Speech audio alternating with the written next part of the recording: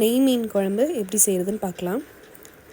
ஒரு மண் சட்டியில் கொஞ்சமாக தேங்காய் எண்ணெய் சேர்த்துருக்கேன். கடுகு, வெந்தயம், கருவேப்பிலை சேர்த்துருக்கேன். ஒரு பெரிய வெங்காயம் சேர்த்துருக்கேன். அப்புறம் கொஞ்சமாக வெள்ளைப்பூடு, அப்புறம் தக்காளி. இது எல்லாமே நல்லா பச்சை வாசனை போகிற வரைக்கும் நல்லா வதக்கி விட்டுக்கலாம். இந்த குழம்புக்கு நம்ம மசாலா அரைச்சி பண்ண போகிறோம். ஸோ அதுக்கு கொஞ்சமாக தேங்காய், மிளகு, வெள்ளைப்பூடு, அப்புறம் சின்ன வெங்காயம் இதெல்லாம் சேர்த்து நல்லா பேஸ்ட்டாக அரைச்சி வச்சுக்கலாம். இப்போ இதுக்கு தேவையான ஸ்பைசஸ் சேர்த்துக்கலாம். நான் இன்றைக்கி மஞ்சள்தூள், குழம்பு மிளகாய்த்தூள், அப்புறம் மல்லித்தூள் சேர்த்துருக்கேன். இதை லைட்டாக வதக்கி விட்டுட்டு புளி தண்ணி சேர்த்துக்கலாம்.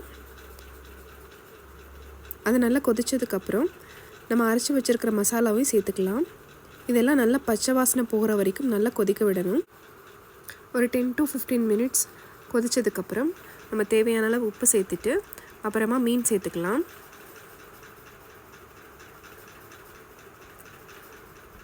மீன் ஒரு 5 to 10 மினிட்ஸில் குக் ஆகிடும். அப்புறம் ஃபைனலாக கொஞ்சம் கருவேப்பிலை சேர்த்துட்டா அவ்வளோதான், டேஸ்ட்டான மீன் குழம்பு ரெடி ஆகிடும்.